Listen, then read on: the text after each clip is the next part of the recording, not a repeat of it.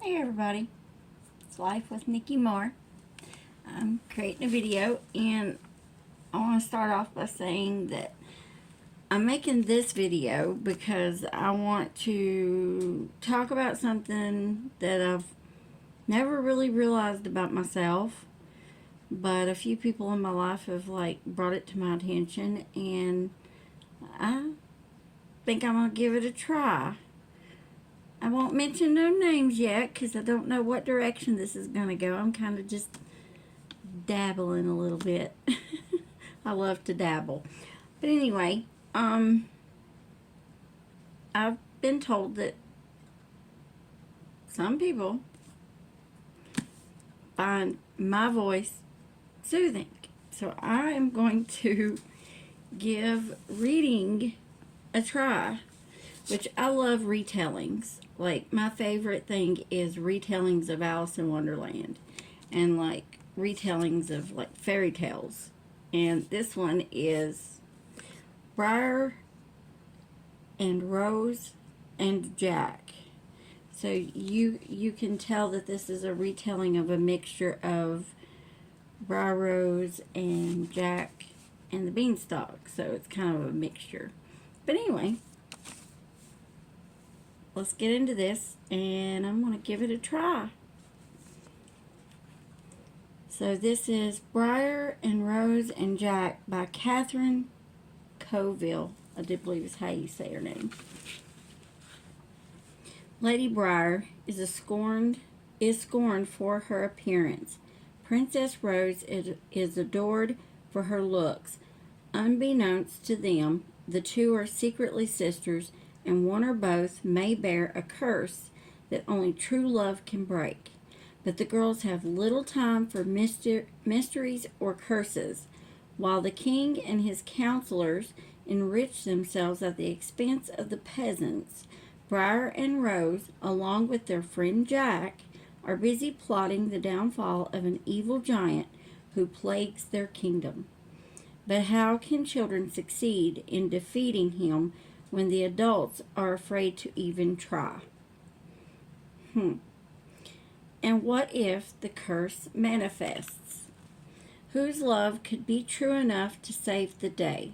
Sleeping Beauty and Jack and the Beanstalk combine in a magical exploration of prejudice, leadership, and the meaning of true love.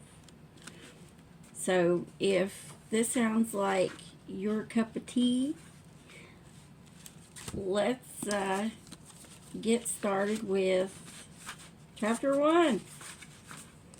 To Anne Hop. Actually, I think I'm going to start with the prologue. Something comes.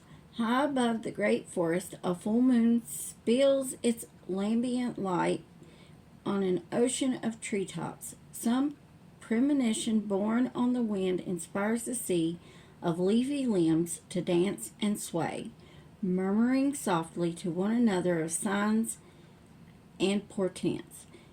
Massive oaks and chestnuts, 1,000 years old, catch the whispers on the wind and feel their sap rise. They sigh to their neighbors, passing on the sibilant message, something comes. Small silver birches, glowing white in the moonlight, slap their round leaves together in excitement, while the towering beech trees, the sentinels, watch and wait. Like I said, I'm dabbling. Something comes. Something in the arc of blue-black sky, in the array of stars, in the music of the celestial spheres. It plays at the edges of consciousness. It is there, in the hoot of the tawny owl and the churring trill of the nightjar. It disturbs the hunt of the wild creatures prowling far below the forest canopy. The wolf, the fox, and the pine marten, they pause and listen. It cools the savage temperament of the badger and the wild boar. It rouses the diminutive roe deer from their sleep, tantalizes the moths, and bestirs the crickets. Even the mice and the moles tunneling away beneath the earth feel it. Something comes. Looming in the west above the enchanted forest, a great mountain ascends to a permanent ring of clouds, but none of the birds or beasts go near it. Far to the east of the mountain, rising from a glittery moat, the dark silhouette of a castle stands out against a flash of summer lightning. In the sudden light, one can barely see where the outer wall has been repaired after being knocked down by a marauding giant. Now a plucky red pennant flies from its topmost spire. Narrow window slots glow with yellow candlelight. For all the castle is awake, waiting and listening in an expectant hush. There is only the sound of the wind in the trees, the occasional bird call, and though only a few can hear it, an inexpressible harmony in the air. Until a scream splits the night, high in the keep, a king paces impatiently. His 7 counselors stand clustered together, as if to consolidate their power. Chief among them is the bishop, for he is the head of the church, and in this land the time the church wields nearly as much power as the king himself.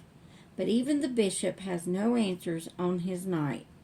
The counselors all consult among themselves with charts and diagrams, trying to conceal their puzzlement, for the signs are contradictory.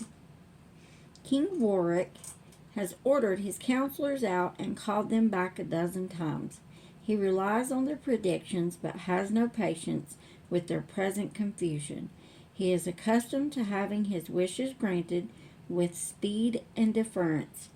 Nature, however, is impervious to kings. It defers to no one, and it keeps its own time.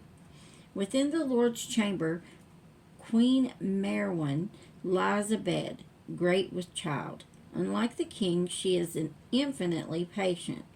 She has spent her life discharging with a practiced smile such tedious royal duties as are given her, but her heart is not in it. All she has ever wanted is to create something truly beautiful, and her wise woman has seen that it will come to pass in the birth of this long-awaited child. It is the Queen Merwin who screams, for it is the time of her travail, but between her pains, her lovely, tired face is serene. Her most cherished dream is about to come true. I think I'm going to stop here because I kind of want to get some opinions on just this short little bit that I've done. So, put some, critiques, constructive criticism. I'll understand. You don't have to, be rude or nothing. But, I appreciate constructive criticism. Let me know what you thought of the way I read, and I have not read this before, so I was reading that for the first time unrehearsed. So maybe I should rehearse next time and then read and kind of put a little more into it. But anyway, thank y'all for listening. I really appreciate it, and just let me know what you think and what I can do better. All right, see you next time.